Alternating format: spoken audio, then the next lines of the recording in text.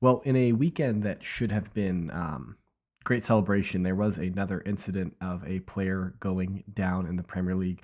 Um, Luton Town's Tom Lockyer goes down in their match uh, against Bournemouth, and the game is abandoned. We're going to get into that and more this week. This is Red Card Radio.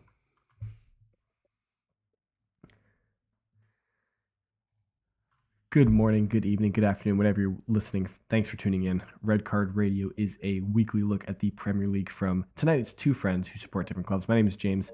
I support Arsenal.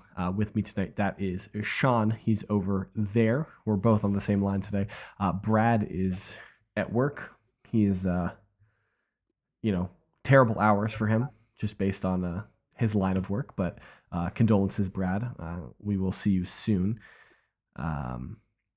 Before we jump into this conversation, though, if you could hit that subscribe button, ring the sub notification bell, share this podcast or video with a friend so that maybe Brad one day doesn't have to work crazy hours during the holiday season. So, yeah, it's a thought. I think that's Brad's dream, to not have to work crazy hours in the holiday season.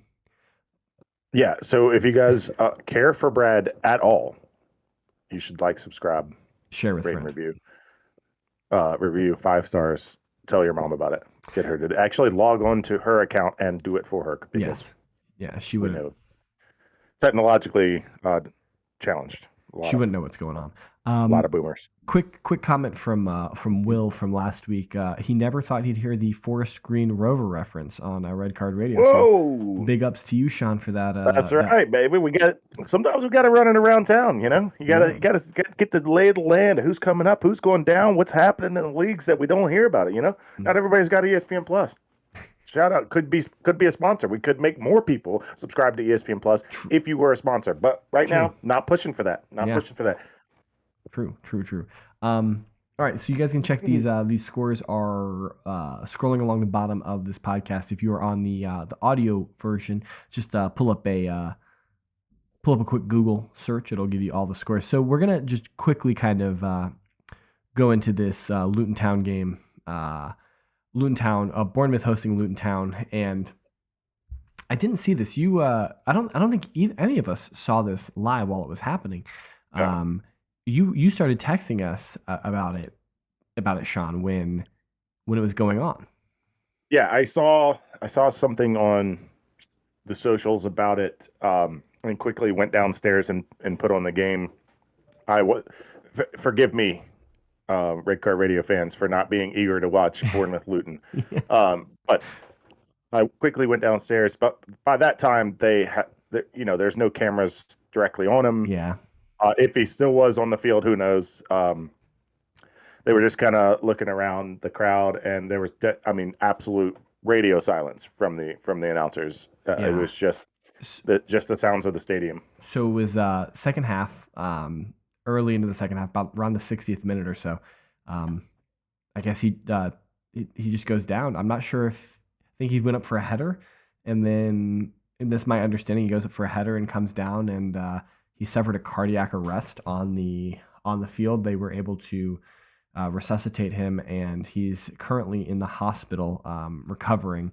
But it's pretty scary stuff. I know that we have a whole lot more emphasis these days in sports about cardiac, like cardiac tests and ensuring that everyone's hearts are working appropriately and able to handle the stress and the rigors of professional sports.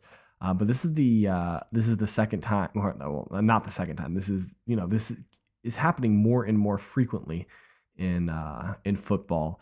So it's just big shout out to the medical teams at Bournemouth and all of their capabilities, because they definitely saved his life. Well, yeah, and one thing, Brittany was kind of looking over my shoulder trying to figure out what's going on, the same as I was, and I said, well, luckily, the good thing is, after the Ericsson situation, the EPL mandated that they all have defibrillators on site.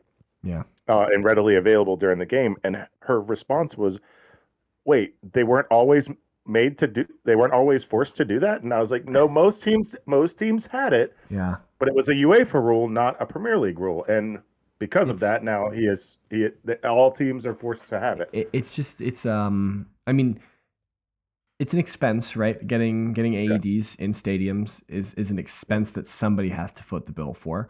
And upkeep, everything. Yeah, you can kind of understand some of the smaller clubs being like, well, I mean, in this day and age, probably not. You would kind of expect every football club to have at least one AED, if not two. I don't know how expensive they are, but me neither. I wouldn't begin to know how much they cost, but if it was more than $2,000, I would be surprised. yeah, and you would imagine that even if it was 2,000, even if it was $5,000, you would imagine there's probably some organization or fund that is willing to help procure these for sports events. I know that anecdotally, my son plays recreational sports in our county in Virginia, and I'm fairly certain that all of the facilities that we have been to, whether they are county parks or school baseball fields or school soccer fields, they all have AEDs in kind of like central locations. So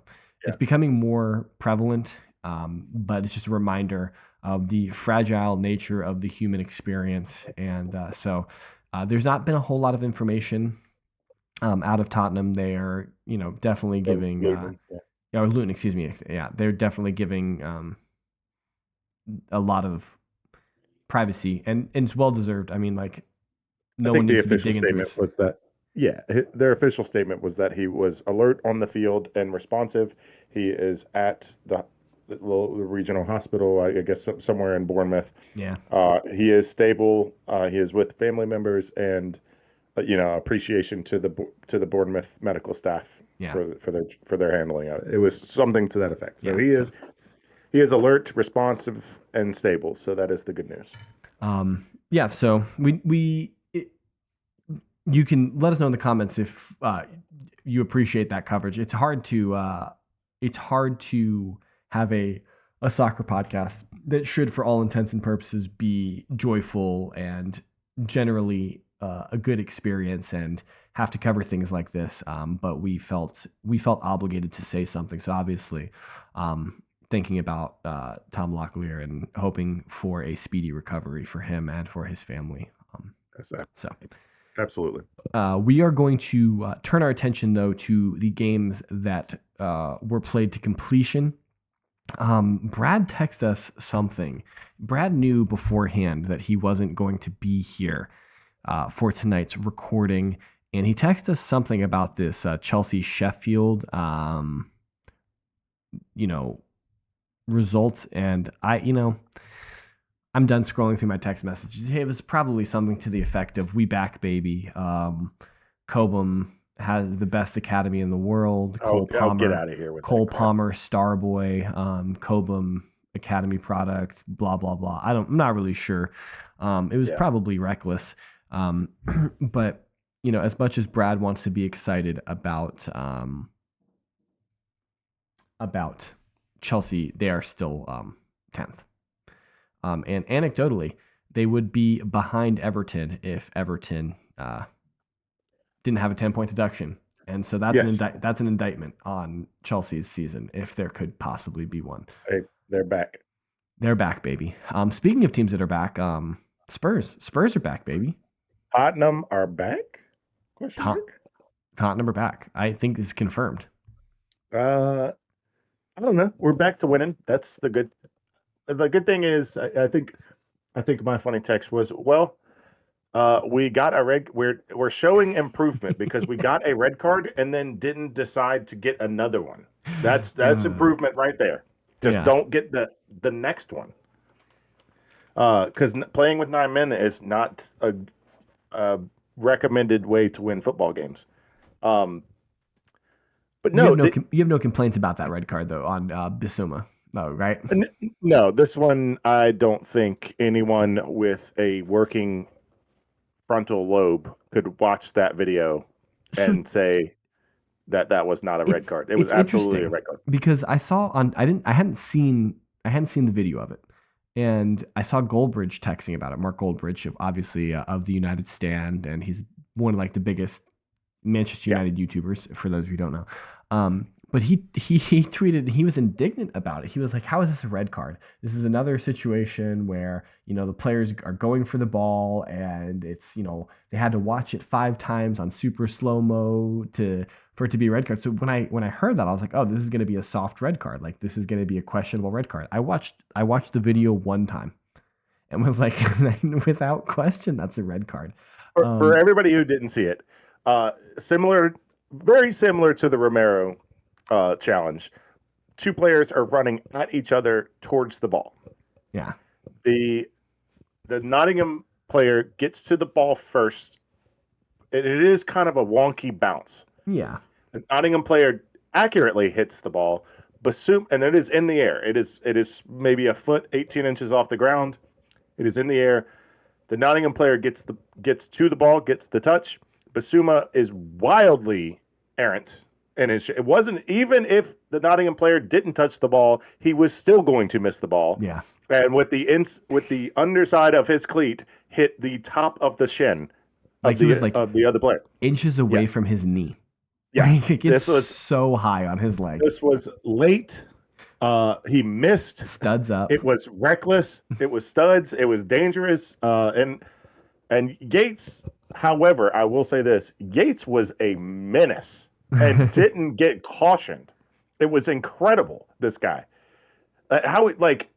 he was fouling all over the place and did not get a yellow. Dude, which is remarkable to me. They let the little teams get away with freaking bloody murder. Golly. It's insane. But in this instance, he was legitimately straight red card fouled, and I wanted to be upset about it, and then I watched it. Yeah, and you I was, can't be. I'm just like, okay, all right, well, So here we go. Basuma's got this is his second red of the year. He is out for 4.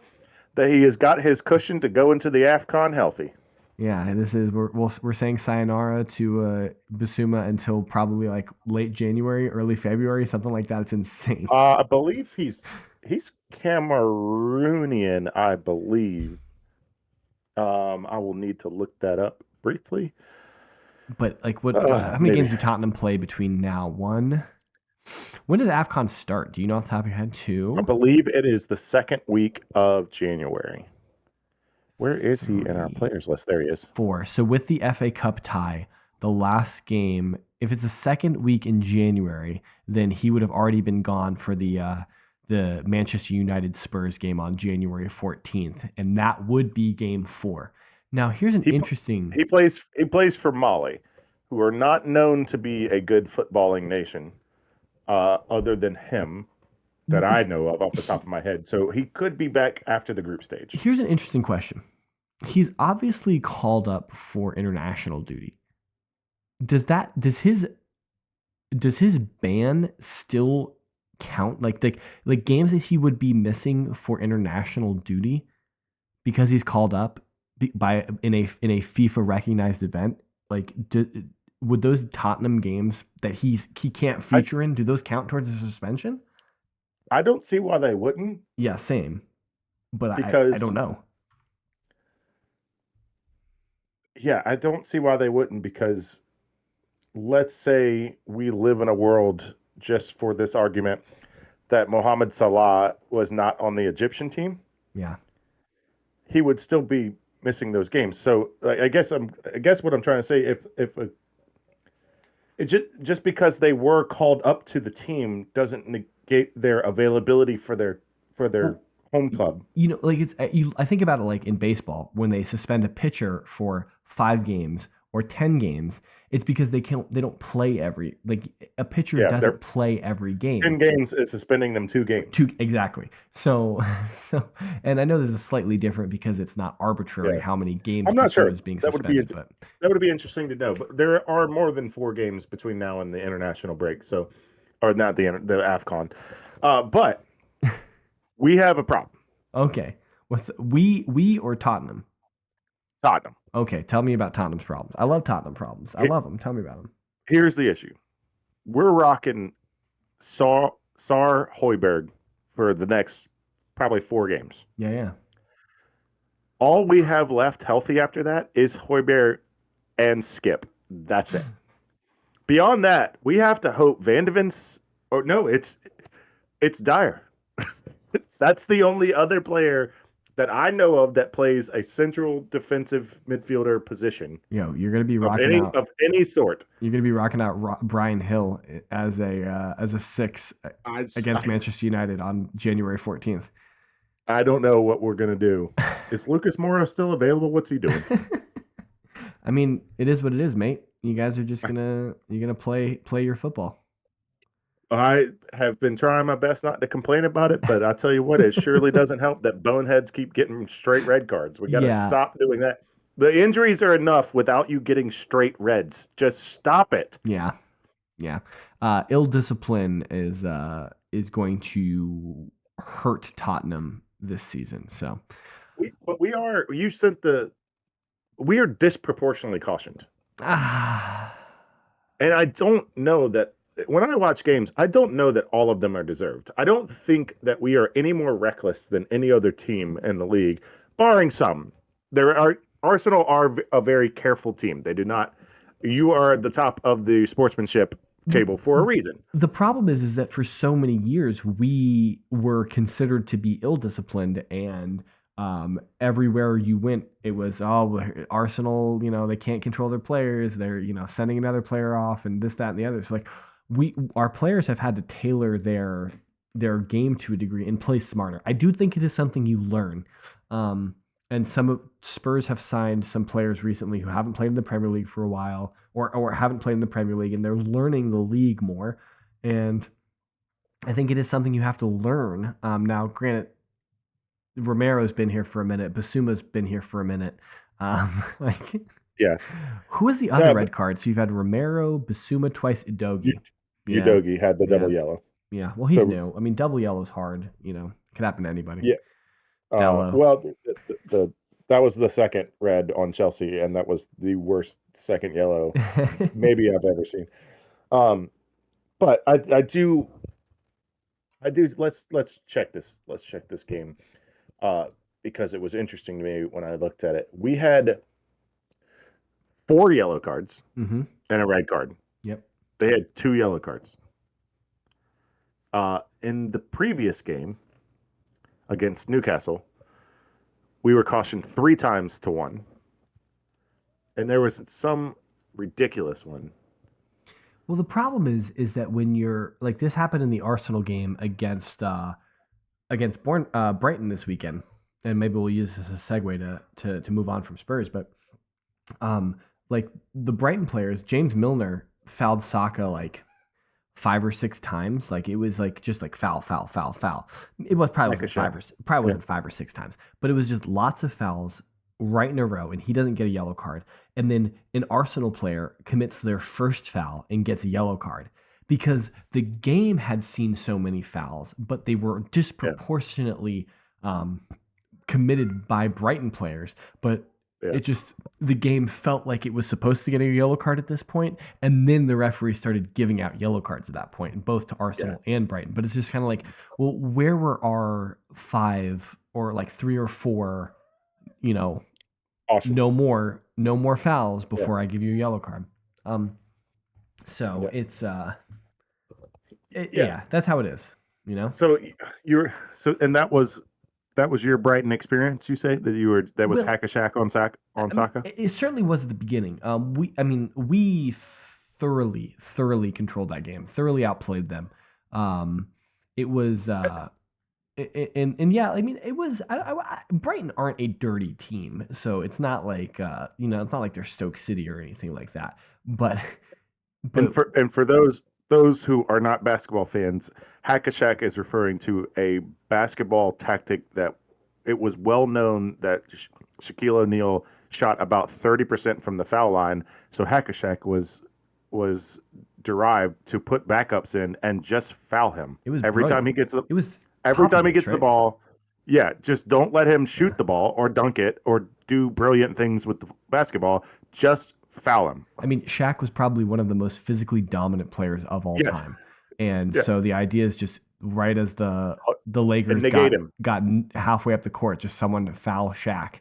and put And him then he on the. has to take They free. had to Yeah, like the NBA had they to can't change score. the rules in order Yeah. to deal with it. But no, it wasn't like that. I mean, like James Milner got done a few times and fouled Saka. And then there was one that he just left it in on Saka because he was like, I'm not getting done by you again. But no, I mean, we played well. Had quite a few shots that we missed that we probably should have scored. But winning the game 2-0, I think is a fair reflection. Scored Jesus off of a corner kick, and then Kai Havertz. I mean, that's 4 goals in 6 games or something like that for him in the Premier League. He's in a rich vein of form at the moment. And I'm not. How about this Havertz Richarlison redemption arc we got going here, huh? Okay, well, Come I'm on not. now. What's better than this? Come on. I'm not really ready to lump Havertz in with Richarlison yet, but um, Whoa. Same player. Same player, I dude. mean, Same I, player. I will be honest. I wasn't super keen on the Richarlison, excuse me, the Kai Havertz transfer when it was announced, or when it was being rumored. But my statement was always something to the effect of, if he helps us win games, if he helps us win the Premier League, then obviously, that's good. And in Arteta we trust. So, um, yeah, he's Hey, helping us. realistically, He's helping us you're win getting games. you got him to do what he's doing Yeah, and he's right now. and to your point, you noticed it early in the season.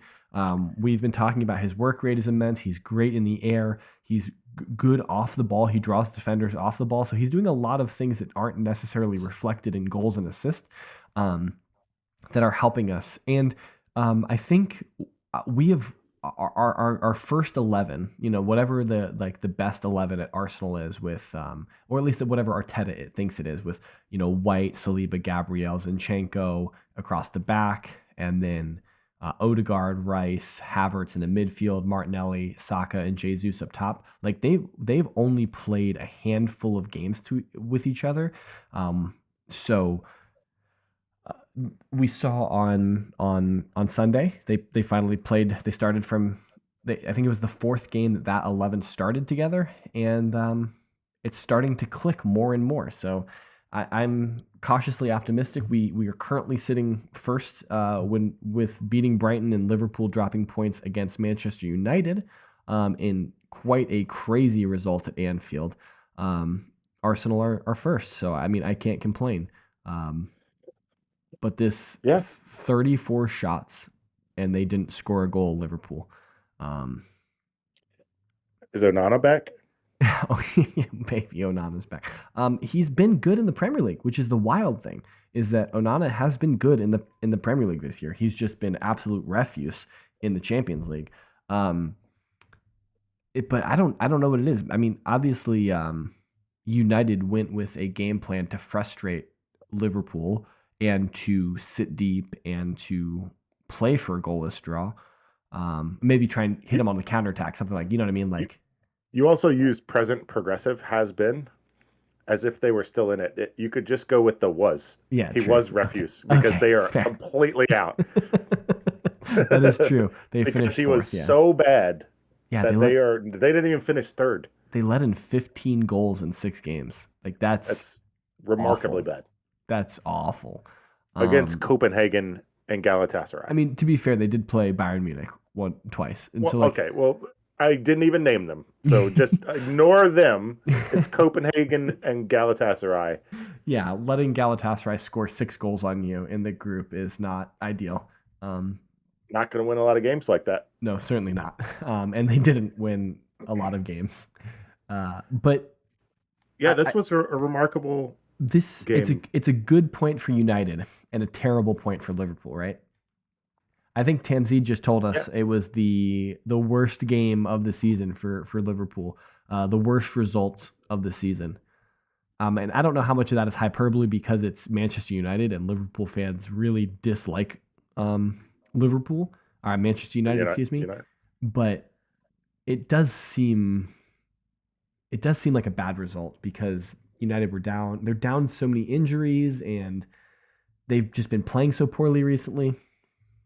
Yeah, I watched a bit of the game, a good chunk of it, Yeah. and Liverpool I mean, the stat sheet says it all with the 34 shots, but it always felt in the chunk that I watched, Liverpool are going to score any minute. I Yeah, mean, they have complete control of this game, and that's how they've been under Klopp. Well, once Klopp got the ship turned around, yeah, their mo is once one goes in, they're yeah, scoring five. yeah. The Like flood. once, Yeah, yeah, the that's dam it. And breaks. then Yeah, they smell blood in the water. They get one, they're getting three. yeah. Like that's just how they are. And I felt watching it. I'm like, oh, they're gonna put four or five past them. Like it's gonna be a repeat of last year.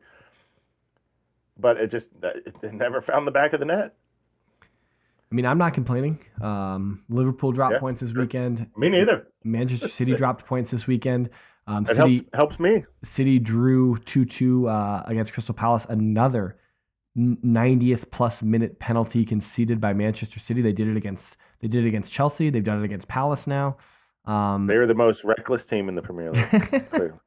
City now sit 5 points behind first place Arsenal. Obviously, that's not a significant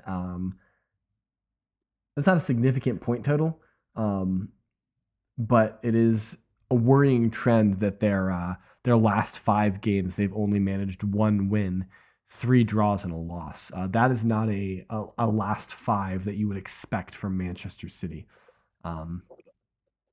I do want to point out Yeah. to Brad, who is not here, so hopefully you're listening. Let's point it out, Brad.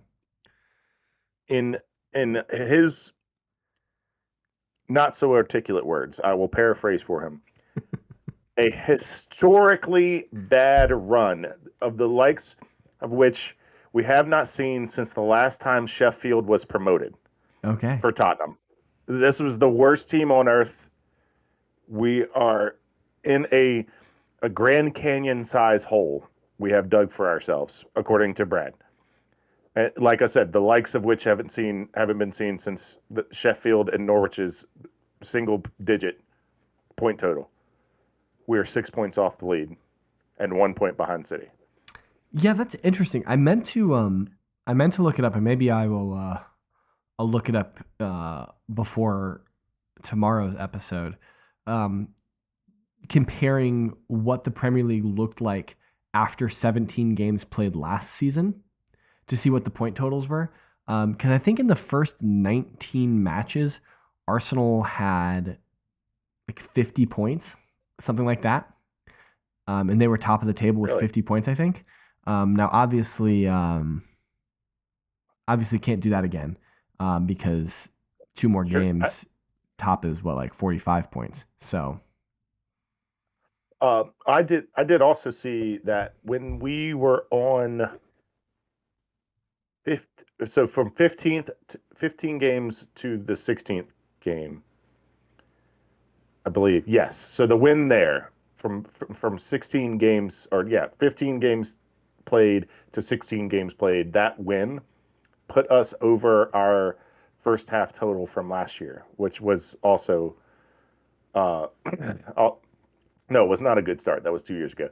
So we are off to quite a remarkable start. No, that was Conte. We had a record start last year. That's correct. All right. Through 17 games last year, Tottenham had 30 points. Through 17 games this year, Tottenham are on 33, so they're 3 points better. Through 17 games last year, Arsenal had 44 points. City had 39 points. So City are 5 points worse. Arsenal are 5 points worse. Liverpool are like 20 points or 10 points better. So like, interesting. Yeah. I meant to look that up before we started recording. So just interesting. But we did this last week, but it really is. I just was thinking about it today, and I know we're going long here, but it would not surprise me if there is about 4 or 5 teams that would not surprise me if they won the league, and Tottenham are one of them. Yeah, it's just like 5 or 6 incredible teams at this point in the season. You have to say that Tottenham are still in the title race. It would be foolhardy to say that they're not in the title race. And all of these teams in the top 5 will drop points between here and the end of the season. It's not like any of these teams are winning their next 21 games. So especially when you take into the account that when we were healthy, yeah, we were top of the table. yeah. Then we weren't healthy, which every team's gonna. Us in Newcastle, we're vibing fifth and sixth, like just trying to. I mean, they had a 17-year-old score on the weekend. Like they're trying their best, man, and so are we. But when you could take that into consideration, if we get healthy and start going on a run again, where will we end up? Who knows? Yeah. So we'll see. It'll be interesting to see over the course of the second half of the season once we get there. And you'll be happy to know that Van de Ven is ahead of schedule. So is Jurriën Timber. Just so you know, I know you forgot about him, Whoa. but But that was an ACL though. He's not yeah. going to be back this year. He's going to be back this year, this Apparently, season. we're gonna register. Wow. We're going to register him for the round of 16 in the Champions League. A Wow. word on the street is that we're going to register him. So I wouldn't expect him. The first leg is I think February Because that was 21st. August. It was That was August. like the first August. week. I think it was August 12th. Like the first day, the first So match we're week. five months in. That is incredible. Um, so I mean, like I think March 12th or something like that is the second leg of the round of 16. So that's what like Eight August months. to March is that 8 months? That's August five 4, to the end of the 7, year. That's eight 7, months. Yeah. 5. Yeah. Six minus one is five, Oh yeah, that's and fine. then plus three. Plus three. Yeah. All right. Well, there we go. Um, Sean math. quick maths. Yeah. The two historians together. We'll figure out a math problem eventually. Drop a comment on the episode below. Send your commiserations to Brad. I'm sure he will see them and respond to them all. Right, Brad? Right? Yep. Hit us up on Twitter. That guy over there is at whiteheart_ Sean. I am at James Tiffany. Collectively, we can be reached at redcard_radio. Brad is at KS Brad G. Check back tomorrow. We will have a preview of I guess it's match week 18. It's the weekend coming up, and then I don't know if we're going to talk about Boxing Day, but we might. But until then, we will see you guys. Share this with a friend, and we will talk to you all soon. Have a good one.